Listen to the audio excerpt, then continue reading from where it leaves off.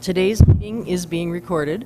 Please remember to speak directly into your microphone so everyone in the room can hear you and so we can capture your statements on the recording as well. First off, roll call. Jen, have you taken attendance? Pettinger? Here. Jordan? Here. Losi? Here. Grinland? Here. Wennis? Is there a motion to approve the agenda? So move. Second? Second. Any discussion? What we've been handed, is this an addition or is this part of? Okay, thank you. All in favor then of approving the agenda, say aye. Aye. Opposed, say nay. Motion carried. Is there a motion to approve the minutes of the September 19th, 2017 meeting? Aye, so move. Second? I'll second it. All right. Discussion. I do have, of course, I go through this like a teacher, and I should kind of almost apologize. Just, let's see, what page are we on here? 1, 2, 3, 4, 5th page. Right before the final statements, it indicates Commissioner Losi stated that Mr. Wilkie alluded, we've got the wrong word there, it should be alluded, to that if you deviate from the supervisor guide that it had to be approved by the Civil Service Commission. Ms. Morris stated there was a consultation with the liaison commissioner rather than commission. So I will simply hand those corrections to Jen. Any other comments on the agenda? So any further discussion? If not, all those in favor of approving the minutes as corrected, please say aye. Aye. Aye. Aye. All opposed? Motion carried. All right. We're going to start off with accepting nominations for the chair and vice chair positions on the Civil Service Commission. Any nominations for the chair? I nominate Paul Gridland. I'd second that. I vote yes. All right. So we've got a motion and a second. Any discussion? All right. We need to do a roll call for this vote. Jen, do you want to do a roll call on that, please? Sure. Pettinger? Aye. Sorry. Jordan? Aye. Losi? Aye. Grinland? Aye. Wennis? Aye. All right. Motion carried. Do we have any nominations for the vice chair? I nominate Kurt. We have a nomination for Kurt Losi. I will not accept. Kurt will not accept. I'll do it. Meaning I'll that solve that that. Nancy will accept a nomination for the I'll do it. vice chair. All right. Is there a second on that? I second. Mike seconds that. Any discussion? If not, again, will we do a roll call? Pettinger? Aye. Jordan? Aye. Losi? Aye. Grinland? Aye. Wennis? Aye. Motion carried. All right. Congratulations, Paul and Nancy, our new chair and vice chair. Awesome. Mike and I are going to have a beer after this meeting. It's all too right. early. It's a little early, isn't it? They make this all-day IPA. All right. So our next item on the agenda is a proposed fire recruitment ordinance change. Chief Dirksen.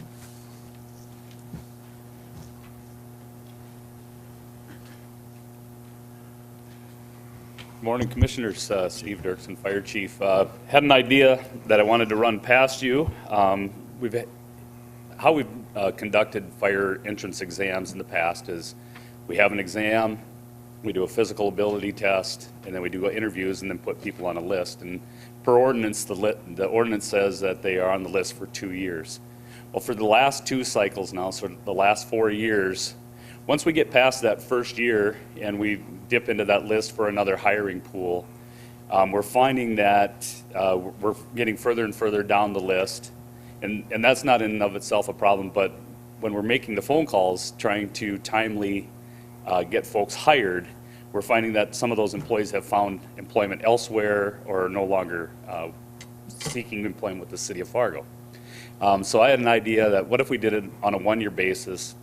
It's a little bit more consistent with what other agencies are doing around the region, and shortening our list from 30 to 15. So I worked with Nancy Morris, and you have a draft there. It's a pretty short and sweet change there. Nancy and I, we thought it was going to be quick, and it ended up taking us almost 45 minutes to do it. We thought we'd have it done in 15, but then we what-if things. But basically, it just, shortens the time period from 1 year and shortens the list to 15.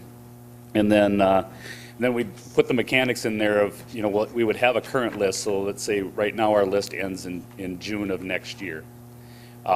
Likely we would begin this testing process in February, so there is provisions within the ordinance that allow for mixing of the two lists. But we put some provisions in there. If you're currently on the list, then you take the next test, you're forfeiting your position on the other list, and you're accepting the position that you would gain on this next test. And that would, in case we ever have that double up kind of thing where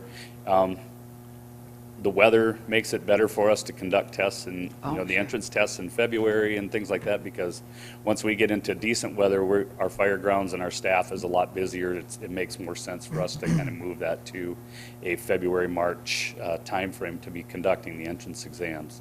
And then doing that on an annual basis would work for us that way. So that's what I had before you. I just wanted to make sure we had an opportunity to vet this out before we take an opportunity to bring it before the City Commission. Commissioners, do you have any questions? Let's say, do the applicants, let's say a list is in place, do the applicants that are already on that list that will expire, do they get first chance to get on the next list, or how will that?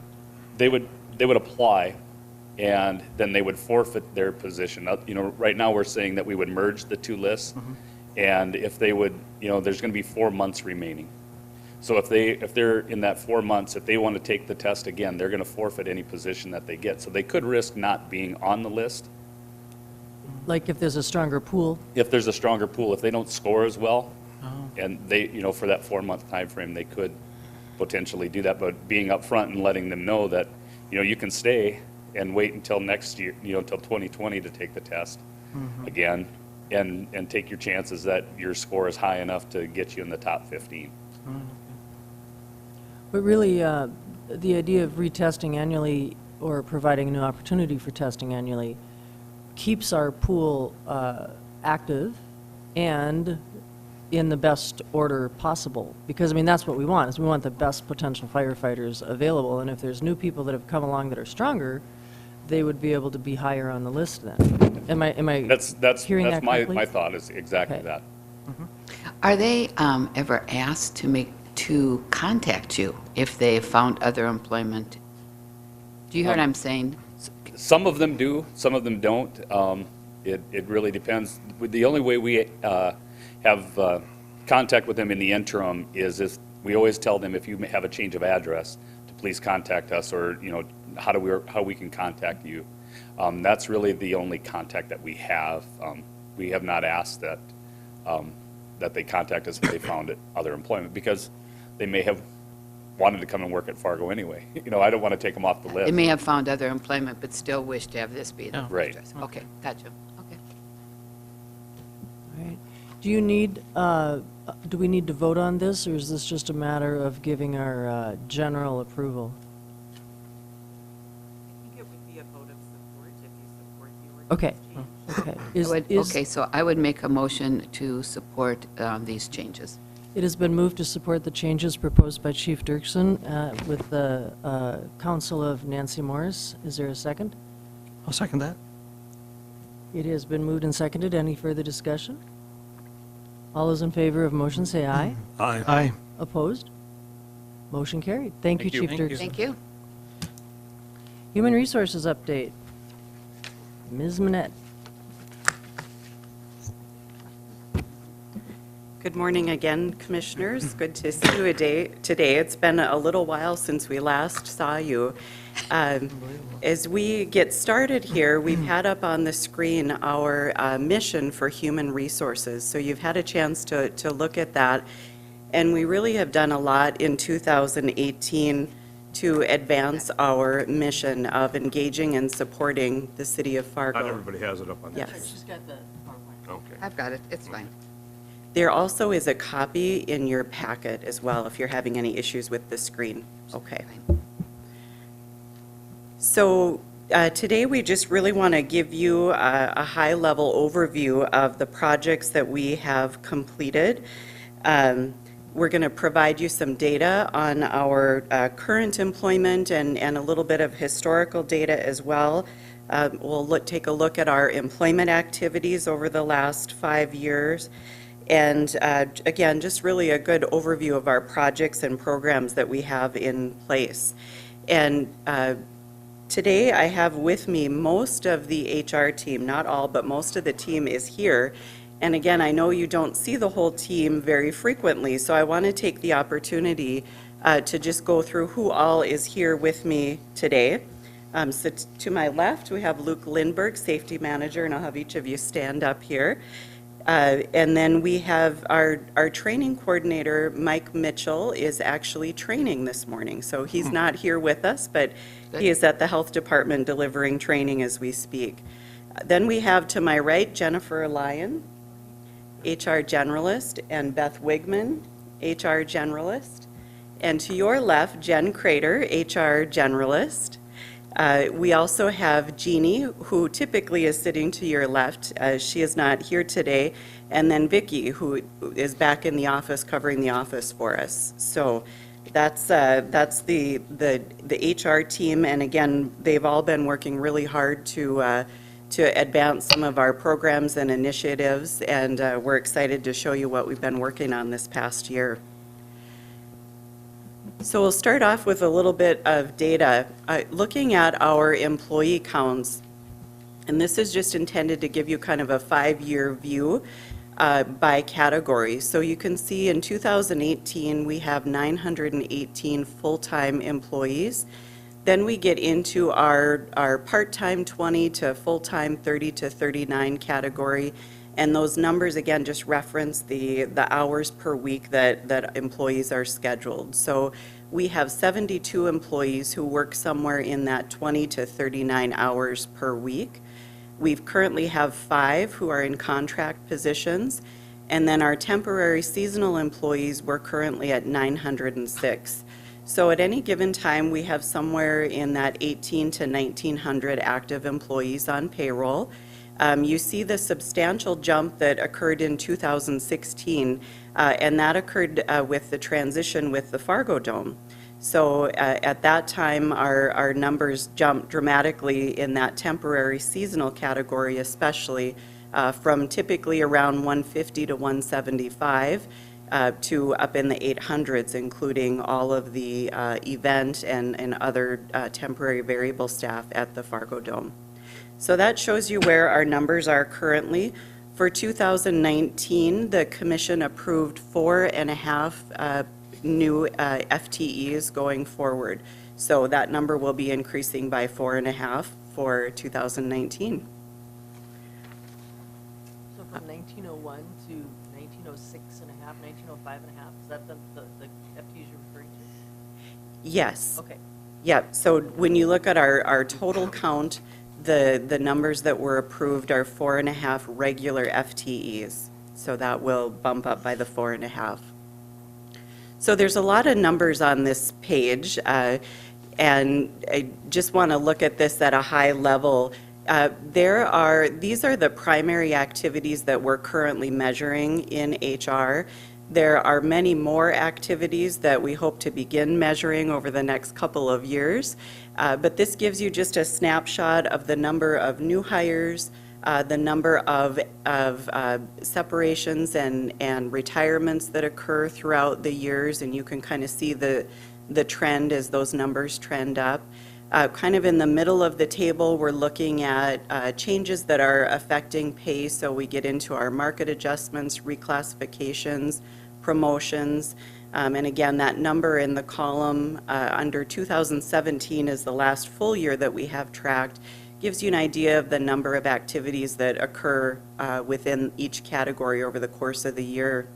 And then at the bottom, you can see the numbers in terms of the leave cases that the team manages throughout the year as well, whether it's family and medical leave, military leave, or just other maybe non-qualifying leave that occurs throughout the year.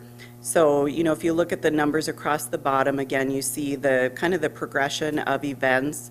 2015, you see that number jump way up, and again, that's in relation to the Fargo Dome transition on that particular year.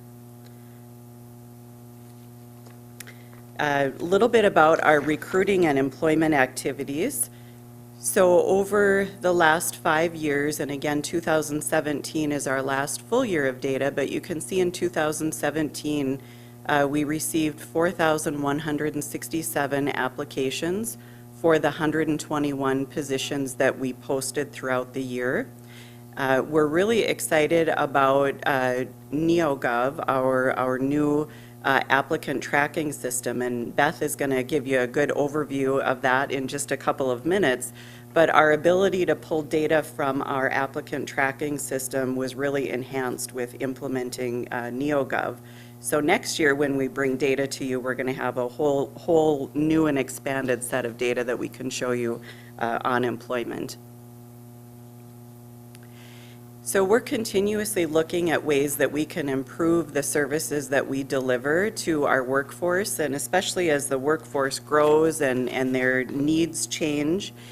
And in 2018, one of our primary focuses in order to improve on services was really looking at how we can use technology to best deliver services to our employees, to make for a better experience for them, and also to build in efficiencies for the HR team as well. So we've implemented some really powerful tools for us as a team, but so far it's been a really good experience for our employees as well. So again, we're excited to show you that. With that, unless you have any questions, I'm going to turn it over to Jennifer and Jen to walk you through our benefit enrollment platform. I've got a quick one. Yes. 121 positions. You actually screened then more than that, another 25 people. Would that be a candidate that then didn't accept, just out of sheer curiosity? It could be a candidate who didn't accept, or it might be a candidate who went through the screening, accepted, and maybe within a first few days determined the position wasn't for them, okay. and then we looked to the next candidate within that pool. So yeah, there's always a little bit of a discrepancy between those numbers, and typically it's either a candidate did not successfully complete the background or screenings, or again, we may have had early turnover in the position is another possible explanation. So when you go to your city government conferences, which I'm assuming you have, is 40 folks, because that's what that would be per position, is that pretty normal? It depends on the position. I would say for some of our occupations, that a high level of early turnover would not be typical. We do have a few occupations that are within positions within the organization that are entry positions where we do see a bit more turnover and are working towards some solutions with those areas. Okay. Were you referring to the number of applicants, though? Yeah, she was, Just a straight out. Oh, the she was number. backing up a But that's, data point. that also answers a question. Okay. I in a thought you were reverse manner. asking about kind of that discrepancy No. between screening. No, but that also answers the other question, actually. That's a good question on the applicants received. That I haven't looked for, data either statewide or national. We'll take a look at that. Well, it's just more of a curiosity, I think, Sure. as you see what kind of pool you're pulling. Sure. Well, we just had an opening that I'm involved right now with Neogov system, and I would say we probably had 20, and it's a high-level professional position, we probably had 25 applicants at least. So yeah, that number doesn't surprise me, especially considering the variety of types of positions you're filling for the city. It's an amazing array. Right. Yeah. Yeah, there are certain positions, for example, typically with our office administrative positions, that we know will get a large number of applicants. And then there are other specialized positions, like our equipment technicians, that are a little bit harder to solicit applicants for.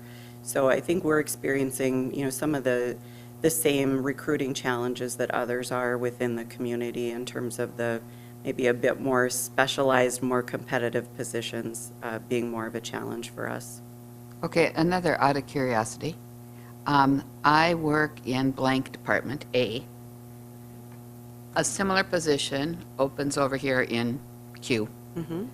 Am I considered for Q's position before you would open it up generally? Or am I in the same group that everyone else would be in? Yeah, typically you're going to be in the same group that everyone else will be in. Occasionally we post positions in-house only.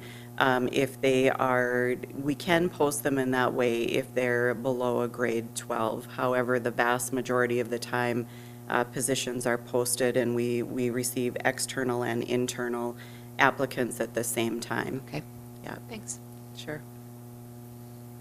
All right, we're going to move on and show you our Blue Connect benefit enrollment system.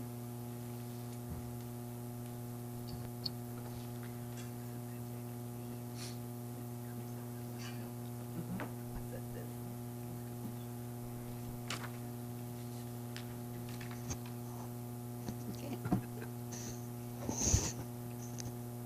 Oh, we're going to have a duet. What's that? I said we're going to have a duet. Yeah.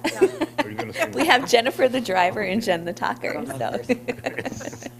Okay, so Blue Connect is our new benefit platform that's offered through Blue Cross Blue Shield and powered by B-Swift. We just rolled this out, our employees saw it for the first time during our annual enrollment. So pretty exciting stuff. We've been working on it since early fall, late summer, somewhere in there we implemented it. So it's been quite a bit of work over a short period of time, but it's been really well received by our employees. So what it does, just a high overview, is it gives our employees the ability to see their current benefit elections, the cost of the benefits, what family members are covered, and then also it gives us a place to house a library of all of our documents related to all of our benefits. So it's really a one-stop shop for the people, our employees, to get to, and they can access it from anywhere. It doesn't have to be on our city network to get to it. So during annual enrollment, it was really helpful, so they could, instead of bringing a packet of paper home to their family, they could go online. Everything's right there at their fingertips. So it was, I think, really well received in that regard. So to get there, we go to fargond.bswift.com. We'll just show you kind of a brief overview of what it looks like. So when the employees first log on, it's going to be their City of Fargo user network password, and then they have their Social Security, the last four of that, they'll get logged in, and then they change their password once they're in there. And it is super user-friendly, as I think you guys will see here. So when they come in here, they'll see the welcome page there. They have on the left side there the ability to look at their profile. So in here, they'll see their address, their marital status, any of that. So if they look and see, oh gosh, I haven't updated my address, I better contact HR to do that. It allows them to view that information. It gives you just a quick glance of who your family members are listed in Blue Connect. And then under that life events, this is also where employees will go, not only during annual enrollment, but if they have that life event, they'll come out here and do their enrollment through here during that 30-day window period of time that they have. And then in the center page, the center of the page there, it just shows their benefits as of that effective date. And then the quick link video there, we can add videos and other information if we need to as we grow this site. And then the plan documents there, that's just a snippet. I think we can put 10 on there, but under the library, it lists all of our plan documents there. So for an employee to start their enrollment, they just simply click on that Start Enrollment. And this walks you through the demographics. Again, make sure that your information is correct. This is where if you notice it's wrong, you would contact us in HR. They hopefully go through and read all the legal jargon there, and then they submit or click Continue. And here they are able to verify their dependents and then add dependents if one is missing. Simple as that. And then they agree at the bottom of what the dependent definition is. And then this is where it gets to the fun stuff here, maybe. Yeah, and the system is really cool. It actually pulls over from our payroll system every night. We send an import, so based on the employee status, their employment status, it knows what benefits the employees are eligible for. So it kind of helps us in the regards that they're not going to be able to apply for a benefit that they're truly not eligible for. So it kind of helps us in that regard too, so we don't make a mistake. So this is a full-time employee, so they're going to be eligible for all of our benefits. So to simply just walk through this process here, you click on the View Plan options here, and this is where you can decide who you want to cover. And as you make your selections on, and then this is just information, but as you make the selections on who you want to cover, you'll see there on the right-hand side your cost per pay period, and that shows you what the cost is going to be, as well as what the city pays for you on your behalf. Now, if you want to see what the cost is, so if you want to see what the cost would be just for a single plan, you simply just unclick the dependents there, and then you'll see that the premium there changes for you. So super user-friendly. Under that plan documents or view plan details page there. Sorry, Jen, on the left. Yeah, sure. And this just goes through, again, where that library of all the documents are housed. So So if I want to know about one of those, then I check that and it tells me about. yes, yep, so the summary plan descriptions are out there, just a summary of the plan itself. So, yep, all of that information is housed under there for all of the benefits that we have. So, It appears that it gives you a shortened version, so you don't have to read the pages and pages, is that well, right? it's nice because you can do Control F and find what you're really looking for versus the page and look through that. But yeah, so if you want to just click on one of those documents, Jen, because it brings up the entire, the summary, like the top one there is just a brief overview of our benefits, like the main things people want to go get seen for. So that would be our summary, where the SPD is the real 200-page document that they Right, can okay. Control F for, yeah. That's fabulous, I think. 'cause Yes. I think from an employee point of view, you don't read it, but No. you would likely read 7 pages. I agree, yep. And then, sure. So, and then we also have the option there for pre-tax, post-tax. It defaults to pre-tax. We do have one employee that chooses to do his benefits post-tax, so we were able to offer that for him as well. So that's why you see that option there. But, so depending on what you want to elect for your benefits, you just say select here.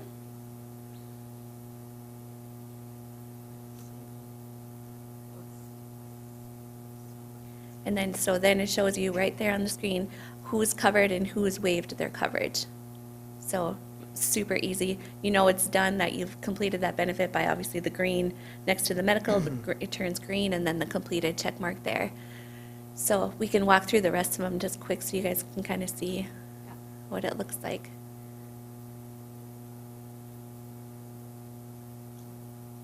Sure. Sure. Do most take family plans? It really depends. I mean, when we dropped our insurance, the premiums last year to single, that was so cheap, really. I think a lot of people really looked at what their spouse's plan was and what ours was, and whether or not it was cheaper to just go single our plan and family their plan, or if they offer different tiers at their employer versus what we have, they may have looked at that. I think it just kind of But depends. essentially, that's what you want them to do. When you have a program like this, you want them to be able to compare quickly. Yes, yes, yep, it's great. And then for the medical flex spending and dependent care as well, so you just put what you want to contribute.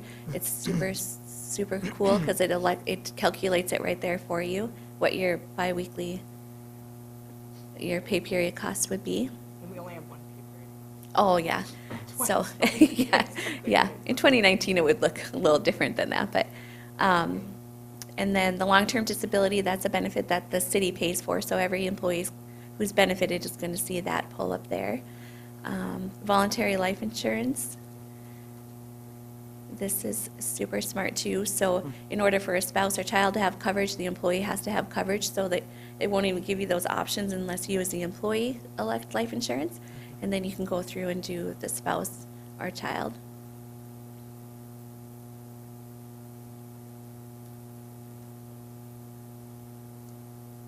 And was that a running cost then over there in the corner? Do you want to show her on the, because it calculates in here too what your premiums are, so you want to go back to the employee one? Yeah. So it, because the child is just a flat rate of $10,000, a flat This 110. is a running cost. Oh, I'm sorry, yes, yes. Down, Okay. yes, over on the right. So you're watching it as it were? Yep, Okay. yep. And then the last two here, the pension plan and the 457, these are just information only. People aren't always abreast on what all their benefits are, so we put this out there and had them make sure that they review the information out there, and the 4 different plans out there, as well as the website for NDPERS to get to. So do you still hold employee meetings, like to go over all the benefits, and then they just go and log on and? During our annual, so new employee orientation, we meet with every new employee and do an orientation, and then during annual enrollment, we have our vendors and whatnot there too. Yep. And then the 457, again, this is just information on who our vendors are for that. Am I a little confused? Are coverages through Blue Cross and Blue Shield, or is it through North Dakota PERS? Blue Cross Blue Shield is for our health and dental, and NDPERS is for our pension plan. Okay. So when you're all finished there, you get all the green check marks, you just hit continue. And then it's going to ask you, because you selected life insurance, it's going to ask you to name a beneficiary. And then here, if you wanted, you could add additional beneficiaries. And if you want a beneficiary that isn't a family member that you have listed, you can add them at this time too. So it doesn't have to be just your, So if that person is under 18, will it tell you you can't do this? no. It doesn't, it's They not. have to know that. part. Mm-hmm. And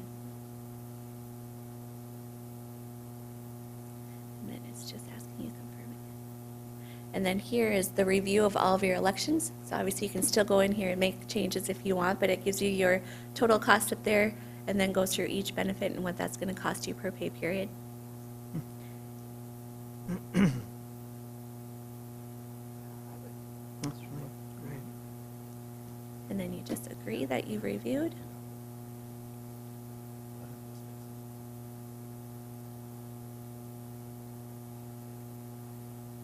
And then you can, well, when we're hooked up to a real person, you can email the statement to yourself too. But, and then the window does stay open for the amount of time that you're eligible to make changes. So if you made changes today and you're like, oh, shoot, I should have went and did the family plan for dental instead of just me and my spouse, you are able to in that window of eligibility, so.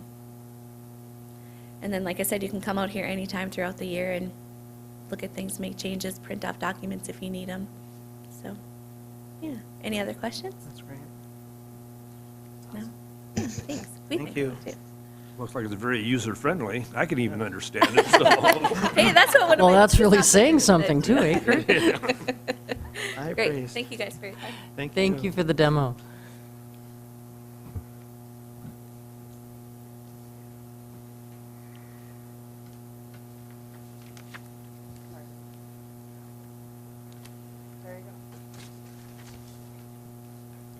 Good morning.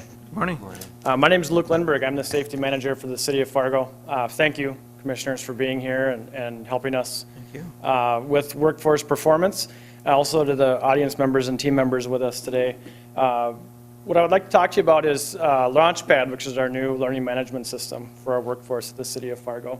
In 2018, we contracted with a company called Target Solutions to bring in a web-based platform to help us manage all of our training that we do at the city of Fargo.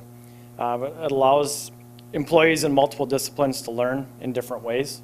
It allows us to track different career paths and engagement points in different ways. And really is kind of the next level of how we organize our workforce and how we're improving their experience at work. I would like to take you out to the system. Let's see how I do that.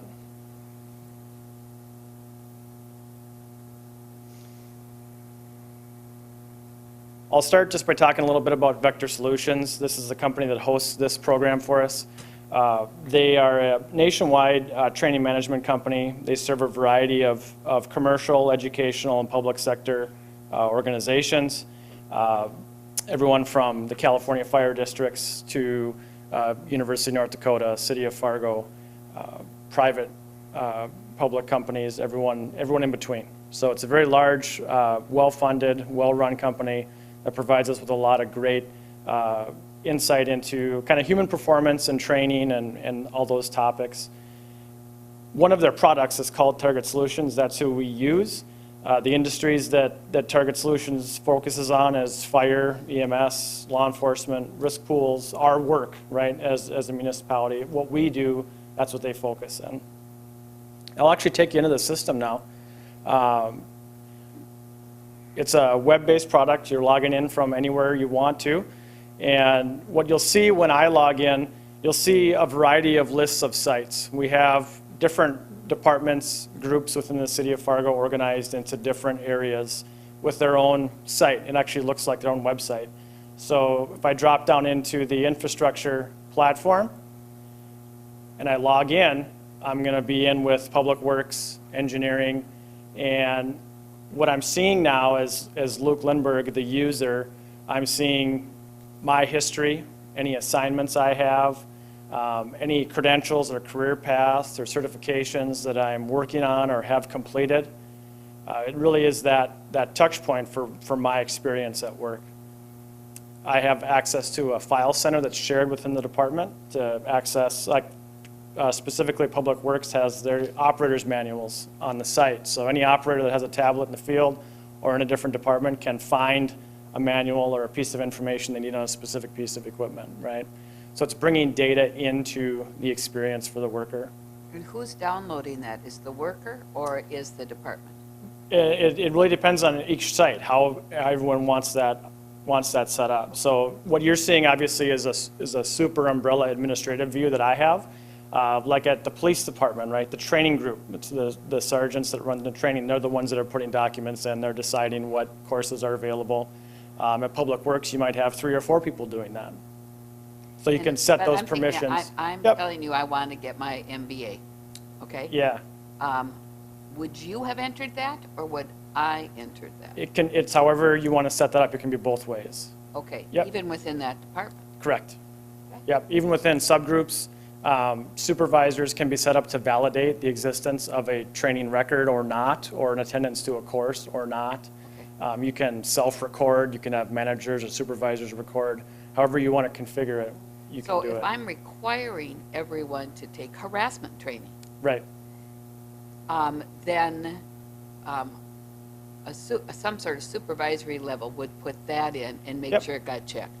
yep, However, if the employee said, I want to take more information on yeah, whatever, yep, CPR, yep. then they might. Right.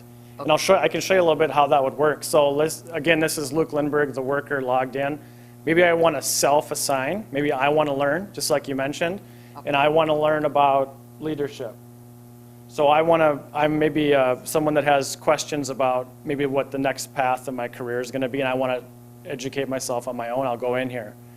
Maybe I'm Luke Lindbergh, the supervisor, and I would go into administration, and I would create an assignment for someone in my work group. Maybe I want to create an assignment for just the forestry group. And I would go through and do that. And maybe I want them to learn about, let's see, maybe I want them to learn about fire extinguisher safety, right? So it's that tooling piece, and it's not so much that it's one person that's directing the entire training program. It's that that engagement from all parts of the workforce. Yeah, we're really excited about it. The one thing I will show you just in the system so we can kind of keep moving, you'll notice on my schedule, I am not a licensed civil engineer. This is a career path or credential, we call them, that we created for the engineering group. We're demoing this right now. So if I'm Luke Lindbergh, the professional engineer, this is pinned on my schedule, and I would click on that, and it would show me where I am in my renewal process. Right, so maybe I have continuing education to complete. I can go in here, maybe I went to a specific training or attended a course or did something online that is part of my professional development hours. So I would click on my schedule, I'd click the class, and I'd go in here and I'd record that when I went to it, what I did. And this form actually mirrors exactly the actual state PDH log for civil engineers. So all these things are kind of working together, right? Instead of having various spreadsheets across different departments, we're working together on those things. So these are the kind of things we're building with the operating groups to try to bring that cohesion and common language to the workforce. Does anybody verify that they really went to those classes? Yes, so that activity that I showed you, that requires a validation. So when I complete that as Luke Lindbergh, the professional engineer, it actually goes to my supervisor, and they would then have to validate that did occur. Another piece of that, when we look on the administrator side, is credentials. What you see now is a list of credentials. A lot of these are actually in use. But if I'm a supervisor in engineering, and I wanted to go in and look at users that are in a credential, and I apologize, I am clicking a little bit fast here. I can go ahead and maybe just view a summary report of what exactly has happened. So you can see in this transcript, basically, that Luke Lindbergh, the engineer, has done a renewal. There's an attachment there. I can view that attachment that person put in. I don't have to go track that piece of paper down. So those are some of the things we're doing with the system.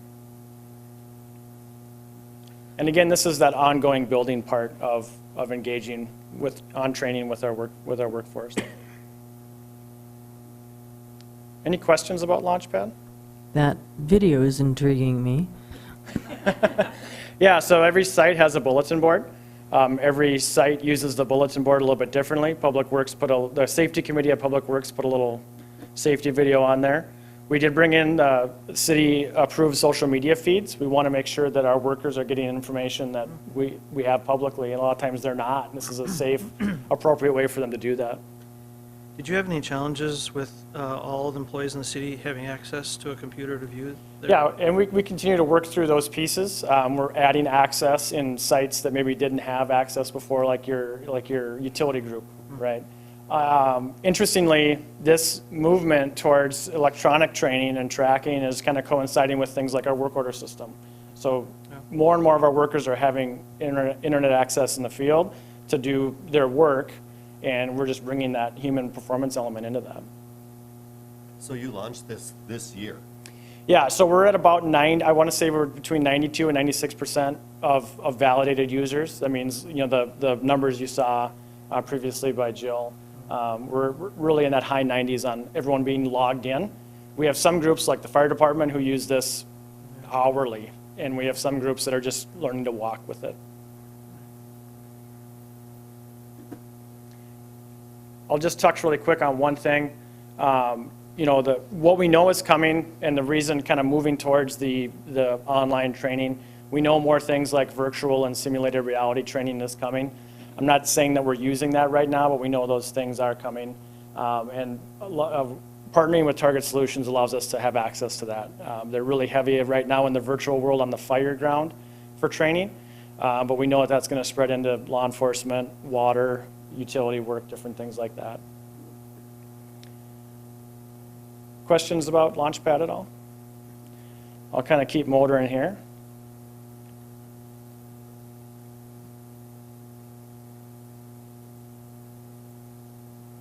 Just wanted to touch a little bit on risk management. We do operate a traditional risk management program at the City of Fargo. Myself as a safety manager working with Jill, we kind of spearhead safe workplace improvements, right? When we talk about prevention, we're looking at developing a culture of reporting. We're trying to figure out how much data we can get out there and grab, and then how we use that data. Typically, when I say the word workplace safety or the phrase workplace safety, people think of rules, procedures, accidents. Really what we're trying to do in developing that culture of sharing our story and sharing data is moving from really a fixed mindset where it's focused on blame and kind of constraining workers into a box. We're really trying to shift it to a growth mindset where we're talking about what information is present and how are we using that to make good choices, right? Typically, we know that a lot of our incidents are the result of information that either was or was not present or was not interpreted a way that resulted in a good outcome. It's not as easy to say, if I require everyone to wear a specific kind of shoes, we're not going to fall on the ice, right? It might reduce some of our exposure, but it's not really going to prevent a lot. We need to know things like how many square feet of sidewalk do we clear every year, right? How well are we clearing it, right? These are things, collecting that data is really what we're about.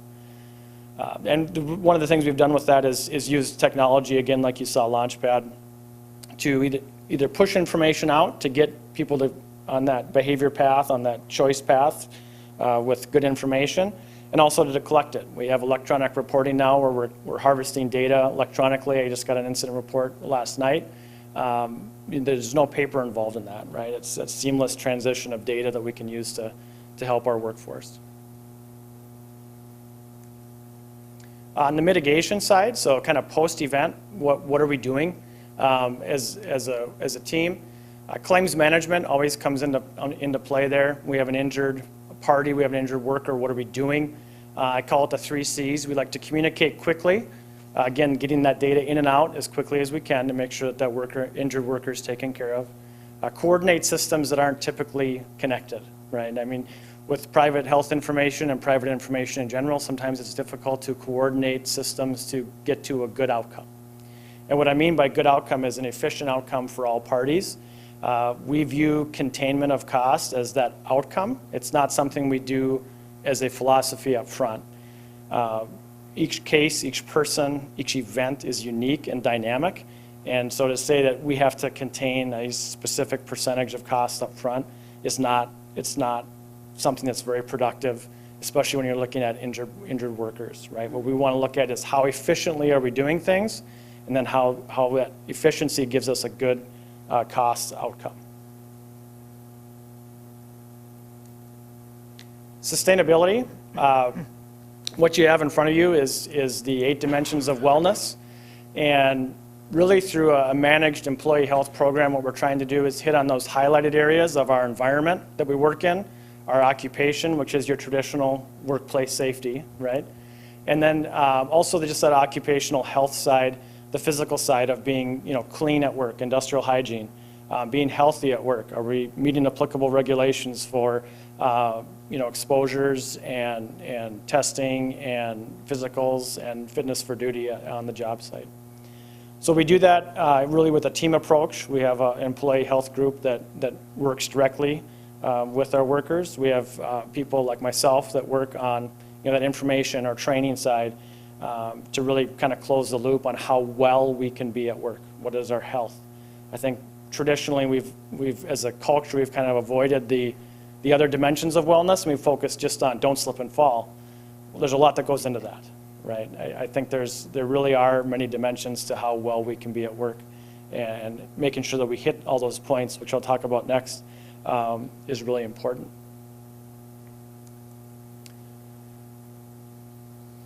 Some of those wellness points they might not always think of. Leadership training. So this year we launched a leadership initiative in collaboration with North Dakota State College of Science. We have the cabinet members going through the leadership development series now. It's kind of a blended model, and that's been very successful.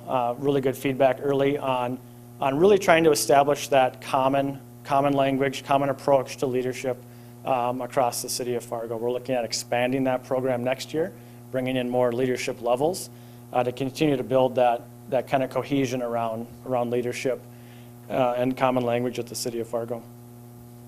Is this more traditional than more of a teacher-led concept? Or is this also online? It's a group concept that actually takes place at NDSCS. Okay. So you have a team that comes in and they go through the training together and collaborate. And yeah, so the stuff that we have online, right, is your basics, right? And this is more of that getting that collaborative teamwork in that training session. Diversity training. Obviously in 2017, you're aware that all the city employees attended diversity training. Really just a general overview. We continued that in 2018 with different diverse groups in our community, specifically the LGBTQ community, new and Native American communities. And we'll continue to build that diversity training program with different groups coming in 2019. We also had a financial wellness series looking at again, that one of those touch points for workers is how well are we financially, right? How healthy are we? Several courses we offered through the Village Business Institute, financial health and budgeting, investing in your future, those information pieces that we need to make sure our workers are financially well. Is this financial wellness series, is that available online too? Yeah, so in our training program online in Launchpad, you might find a course on budgeting, right? Tips and tools, techniques. Again, we find value in both methods, right? We might have an individual learner on a third shift that can't get to one of the training sessions. Now they can at least get some tools and techniques off the online training. So it's really a blended approach to make sure we get all of our diverse groups that actually are in our workforce into that training. So you demonstrated when Jane asked that you could attach a video. Yep. So could you attach a video of the person talking if you had an oral learner? Yes, yeah. Okay. So that inside our Launchpad system, there's people that have taken their cell phone and made a video for a task, right? Like changing an air filter on a bus. Okay. You can take your phone, make a video, and that supervisor or admin person can make a training. It takes about 3 to 4 minutes to complete that. You can bring in online content. Our information services group has purchased content. A lot of the training that you can take online, you can actually purchase the entire course. We've done that and brought those courses into the system as well. And we also have all of our presentations from our recent benefits fair are in Launchpad. So if you couldn't get to our benefits fair but wanted to learn about the pension presentation, you could go log into Launchpad, watch that video.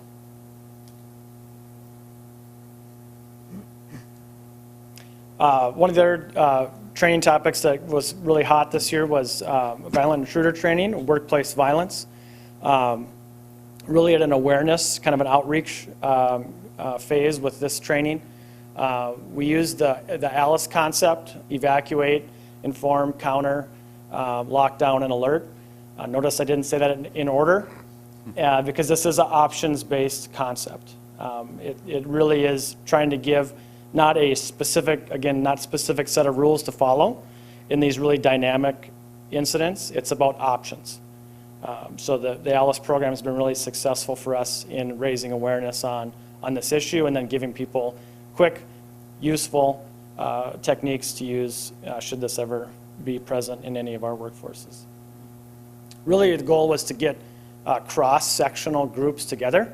So you have people from different parts of the city in the training and then have them talk and collaborate on what are we seeing, what do we need, how is this really impacting us, what kind of concerns do we have.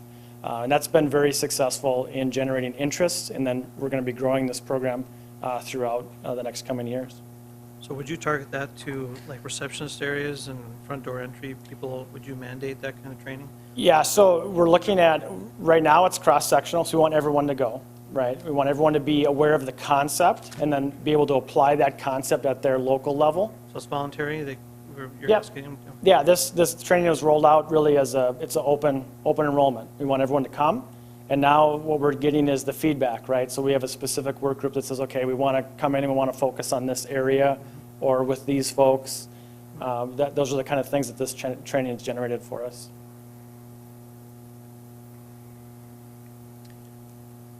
Any questions at all for me while I'm up here? Oh, I just have a question. Yep. Have you seen positive trends with your OSHA reportables? And Yeah, so generally, what we have seen, we've seen two things happen. We've seen our claims and claims costs kind of stay flat, for lack of a better term. So we're seeing that, we aren't seeing wide increases in cost, right? We're seeing that stay pretty flat. What we're trying to do while we do that is get our reports, our number of reports and pieces of data to go way up. We've been pretty successful at that. And then kind of as we keep reports, the data keeps going up. The costs kind of stay flat. And what's happening is our hours keep increasing, our hours worked every year. So our exposure keeps increasing as the city grows, our employee base grows. That keeps increasing. As far as recordables specifically, that really stays pretty flat with our costs.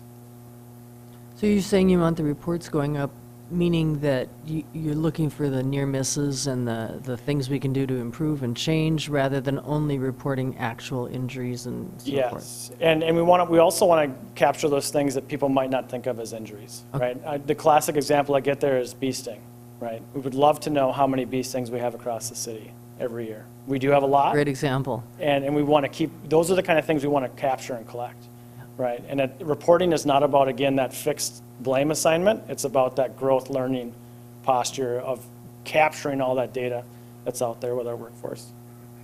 Excellent. Is drug and alcohol also included in, how does that program mesh within your safety program? Yeah, so I am the drug and alcohol program manager for the city of Fargo. So we have a variety of components of that, and I am the manager for that program. All right, thank you very much. Thank you. Thank you, Luke. Good morning. Luke's a little taller than I am, so I'm going to adjust here. I'm Beth Wigman. I'm an HR generalist within the Human Resources Department, and I am going to talk to you about Neogov. That is our new applicant tracking system, and we sandwiched that somewhere in the middle of Launchpad and Blue Connect. So we've had a bit of a busy year technology-wise, but a little bit of history. The City of Fargo Information Services Department did a really nice job of building us a platform that worked for us for quite a while. But a couple of years ago, as we grew as an organization, we really identified the need for an upgraded and enhanced applicant tracking system. And so as we sat through a few demos, Neogov was the one that stood out for us and ultimately was selected for a few reasons. One is because it was the most cost-effective. And then the other one is really because it was designed to handle public employers. That's the purpose of Neogov. And so it works really well with a lot of our very unique recruitments, like our public safety recruitments, our promotional processes internally, and things like that. So it has worked very well for us.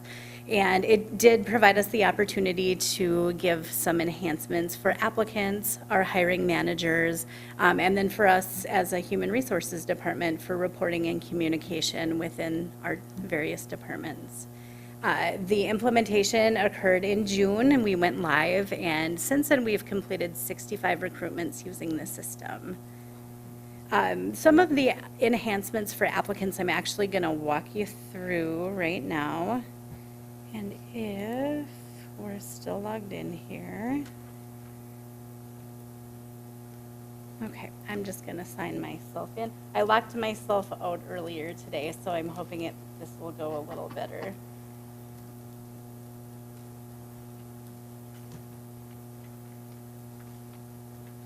Let's see, this is what happens to me. No, this is my personal one. I just get a little excited. So this is our new applicant tracking system career page. And so when job seekers go out to the City of Fargo webpage and click on City of Fargo careers, this is what they will see. And so we have a bit of a message here that just kind of talks about the new career page and what they can expect, and how to contact the Human Resources Office if needed. And then our job postings that are currently open are posted down here. One of the neat things that applicants can do is if you go up to this menu, they can actually click on job posting alerts, and then each of the categories that we might post a position in is located here. And so if I'm a job seeker, I might say, I want to know about all of the accounting and finance, engineering, and forestry positions that are posted within the city. And then I would just go up here and subscribe, and because I'm logged in, it would just attach that to my email. And so whenever we posted a new position in those categories, an email notification would automatically go out to that person. So, or you can select all if you want to do that too.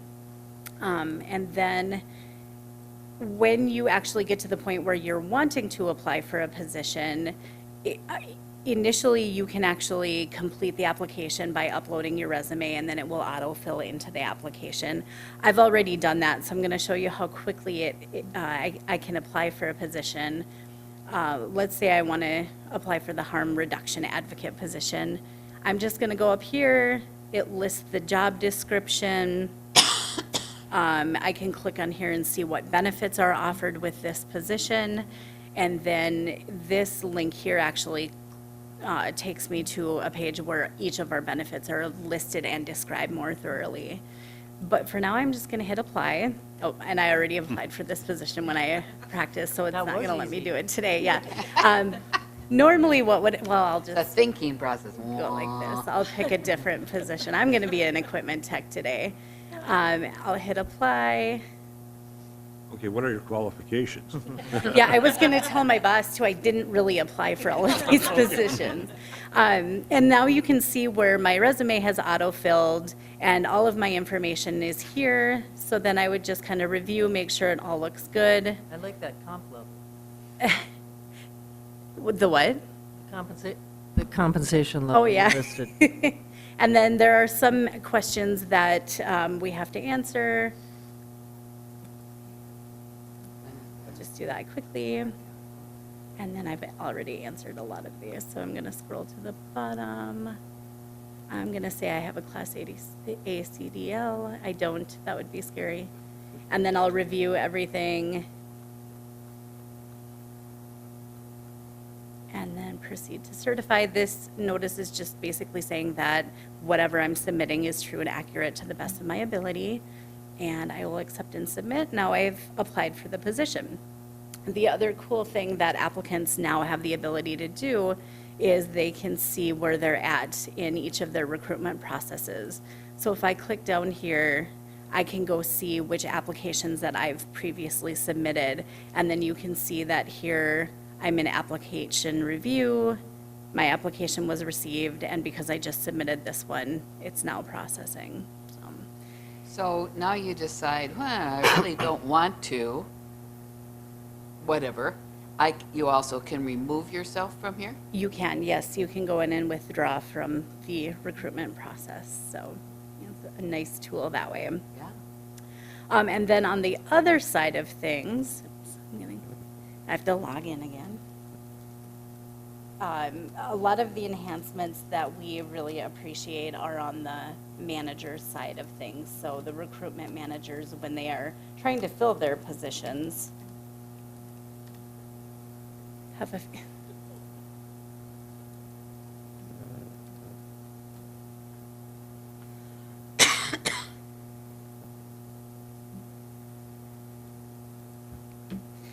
And so when a hiring manager has a position that is open for recruitment, they are going to see something called the Online Hiring Center. And so it starts with a requisition, whereas before we had a PDF version of a requisition that they would fill out and then either print and interoffice to us or scan an email. Now it's all completed and submitted online. So this is what that looks like. They have access to that throughout the recruitment. The approvals tab is really if they needed the requisition to be approved by their manager or some other person within the process, they could just kick it right over to that person. And then the hiring workflow is really how they want the information to come into them. So they can add steps. One step that we commonly add is this review step, which allows them to go in and them and any other member of their team that they want to review applicants can go in and give a 5-star rating. And then as candidates start to come in, they get a little bit of a dashboard here to see where each of the candidates are in each step of the process. And then this would show the individual candidates too. So if you just click on each one, it will show who's rejected, Jen Crater, and then who was selected for interviews and things like that. So if we wanted to move somebody, so let's say that we decided after the fact that we did want to actually look at Jen Crater a little bit further, we can just go to actions and then I can move her to review, and then it just moves her right into that review step. And now she's no longer there. So we have to go to review to see her. And then this would just have all of the applicants that are in the review step. When a rating is set up, you can see it over here. It would just show a cumulative 3 to 5 star score of the ratings so that the hiring manager has just a really good picture of where people are situated against each other. And then once they actually get into the process of scheduling interviews and stuff, another nice feature of this system is they can have the candidates self-schedule their interviews. And so what they would do is they would make contact with the candidates and say, you know, we'd like to invite you in to interview, and they can just go into the scheduling component and they'll schedule the date, the location of the interviews, and then the start and end times of the span of interviews, the duration estimated of each interview, and then any break time they wanted to leave between slots just for discussion or in case something goes long. This is a person that's not the person that's getting the interview, but the person that's initiating would fill in this. Yes, the hiring manager would fill in this part. Hiring man.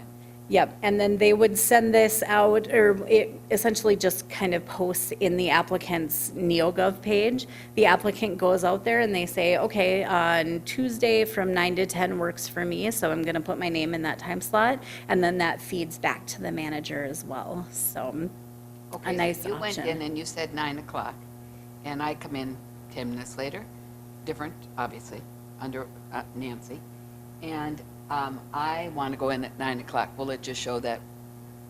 It would show, then? yeah. I mean, if somebody is going in at exactly the same time and trying to do it, then just whoever's was processed first would get it, and then the other person would get an error notice. But I wouldn't see your name. I would just see that Right. it was not Not unavailable. Correct, yes.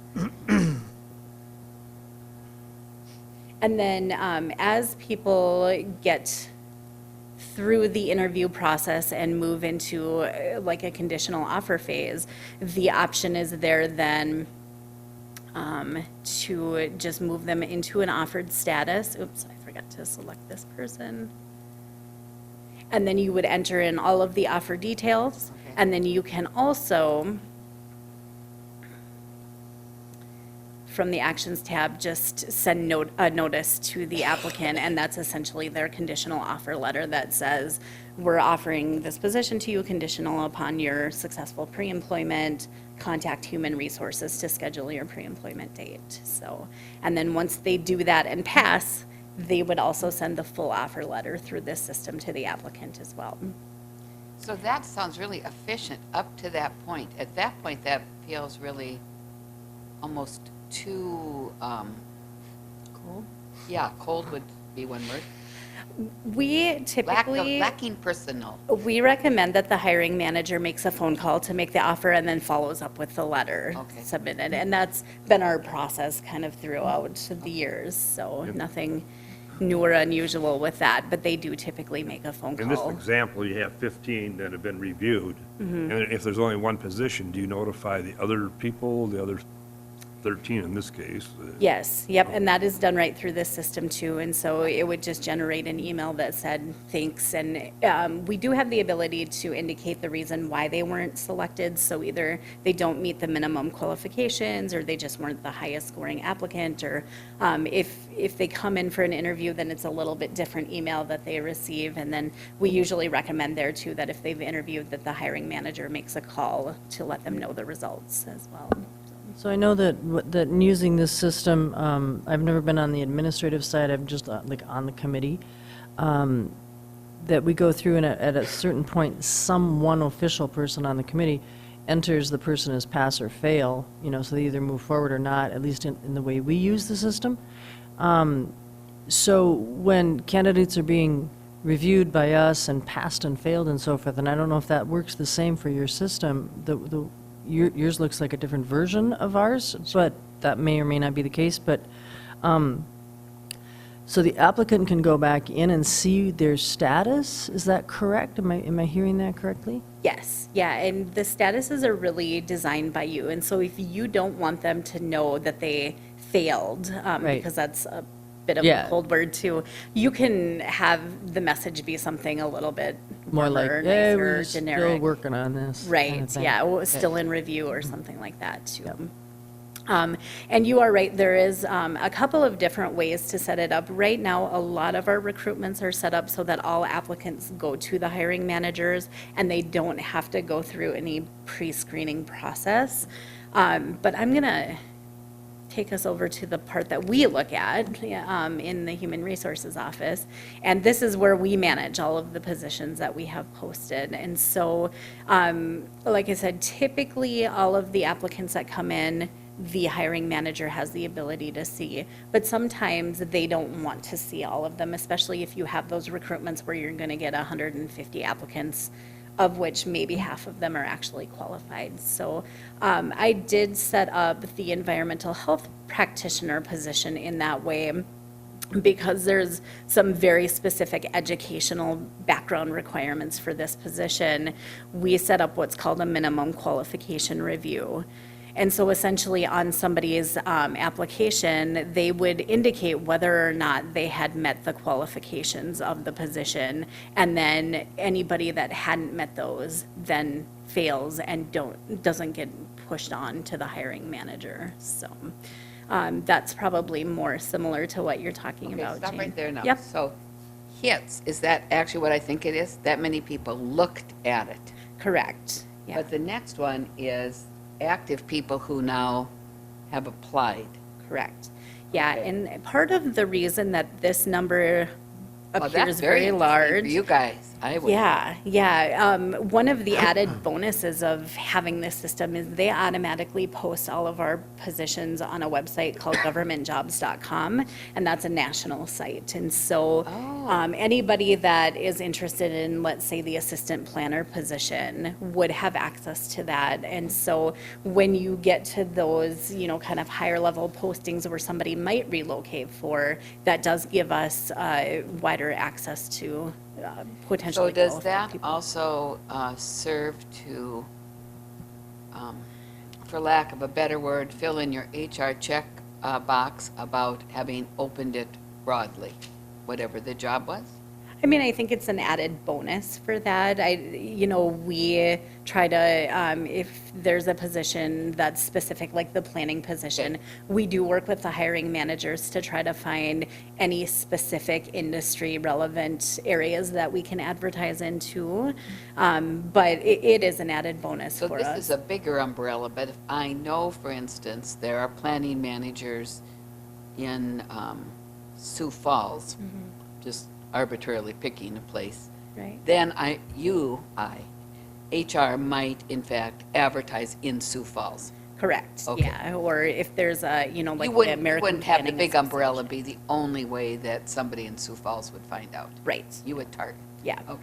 Yeah, when they are more general positions, then we don't do as much of that targeted marketing just because it's Expensive. expensive, yeah, and not always real effective. But for specific positions like that, we would do that. Do all the jobs through Neoga for the city go into the government jobs registry? So for example, like the seasonal labor in forestry, that would go there too? Yes, Okay, so in some ways, the hits are sort of goofy in that regard, because someone in well, maybe California right now, they would be interested, but a seasonal forestry position is probably not something we actually would otherwise do Exactly. on a national level. right, yep, Okay. correct. But that would probably change your diversity of your pool, no matter what. Right, yeah. Yeah, so we've had hiring managers call and say, I had this person apply from Chicago, and I don't know that they would really come for this position. And depending on the position, they may or may not, realize where we're at and be fully interested. But we have had more of a variety of people from other areas of the world applying, so. But if they take that hit, obviously they're going to get a job description. Do they get a city description? Located in da-da-da-da-da, that kind of description? We start all of our postings with the city of Fargo is hiring. Our address is on the website and stuff, and so the information is accessible. I don't know that we necessarily point out that this is our specific address where this position will be, but it's there and available for them too. And then one of the other added benefits that we've enjoyed quite a bit is the ability to run reports through the system. And so they have a variety of standard reports that are very typical. for HR professionals to want to run, or hiring managers. And then they also have a report builder. And so we've had a lot of fun with that, building our own reports that kind of fit our needs. And that's really helped us do a better job of kind of keeping some statistics about our hiring practices and stuff too. Does anybody have any questions?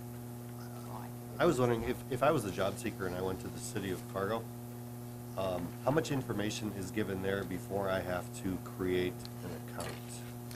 Yep, so we can actually go take a look at that. So if you are a job seeker, and now I've accidentally signed myself out or gotten timed out, this is the same information that all of our job seekers see before they would complete an account.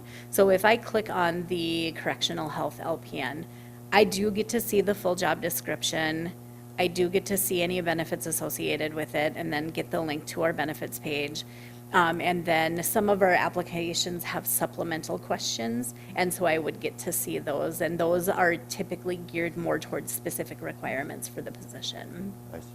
So, yeah, you do get a pretty full picture of everything before you would decide if you wanted to establish an account or not. Sure. Any other questions? All right, thank you. Thank you. Thank you. Thank you. I have a general question that is probably directed to Jill, but really anybody in the group could address. In looking at your jump in your employee count, and granted, a big chunk of that is the seasonal, and I do see more professionals in the office based on today's slideshow. But some of this technology enables efficiencies within the department. How are all of you feeling in terms of staffing of HR and workload and all that? That's a great question.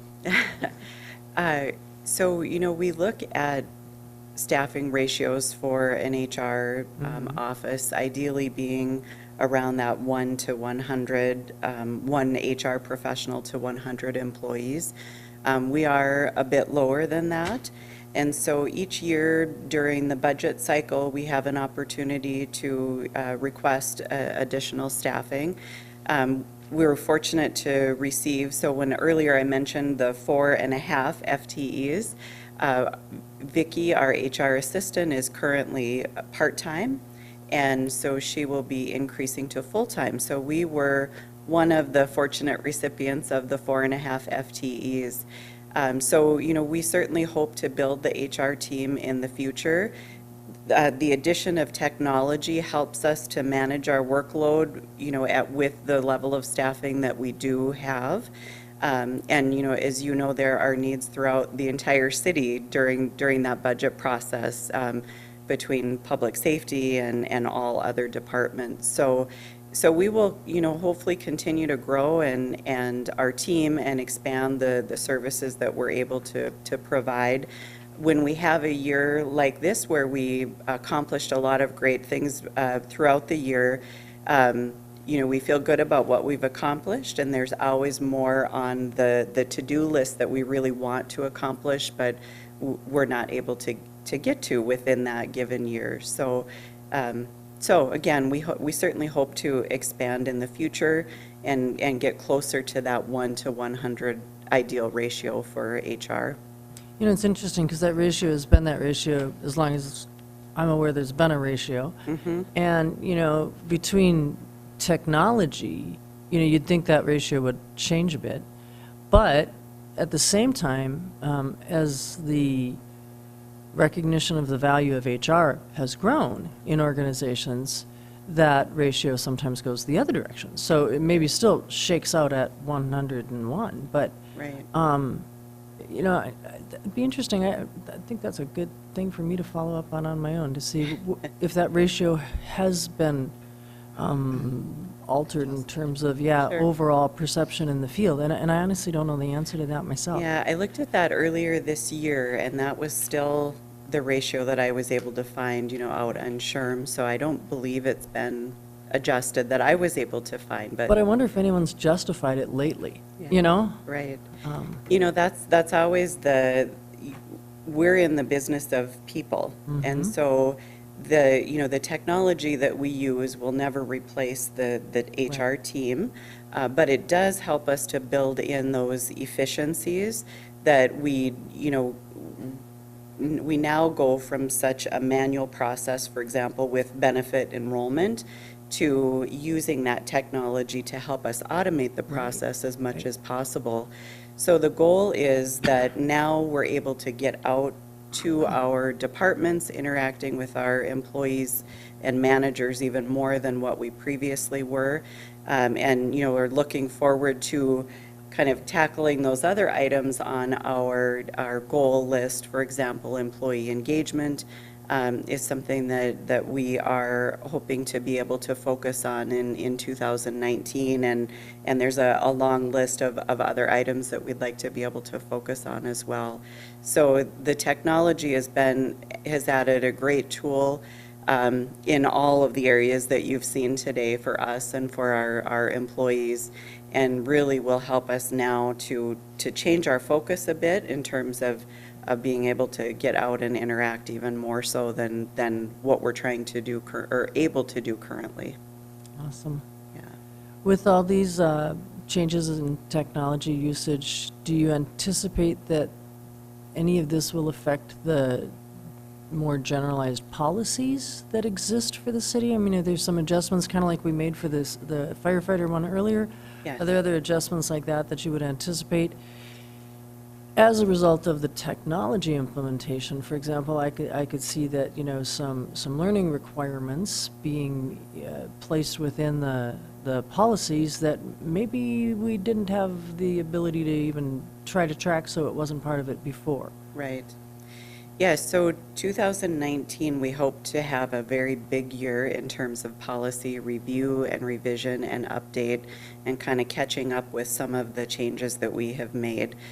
So whether it's our compensation plan, to our time and attendance related policies, now certainly with our benefit enrollment platform, we'll be updating our benefits as well, the policies related to benefits. And we've talked previously about looking at our overall performance management and our progressive discipline policies, and that is definitely on the to-do list for 2019 as well. All right. Yeah. Any other questions, commissioners? Thank you for doing this. It's really very helpful. Great. And I hope we don't make you feel like we're, whatever, needling you. It's really sheer interest. No, I'm needling people all the time. I'm trying not to needle. Yeah. Yes. And there's a lot to show off. And part of what happens with new technology is there's a huge learning curve, especially on the part of the folks like yourselves who have had to put it in place. And so on the one hand, it's going to make your work more efficient, but getting there feels very inefficient, I'm sure. So bravo to all of you for the implementation, because it is a challenge, I know. Thank you, and we appreciate all of your time today. I just want to mention one other thing as well, that we do have a tour scheduled for any of you who are available and would like to see the new City Hall. So after the meeting adjourns, if you would like a tour, we'll take you over and walk you through the new City Hall. So for those of you who would like to tour, assemble in front of the dais after adjournment. Is there a motion to adjourn? So move. And a second? I'll second that. All right, it is moved and seconded to adjourn our meeting. Is there any discussion? Meeting adjourned.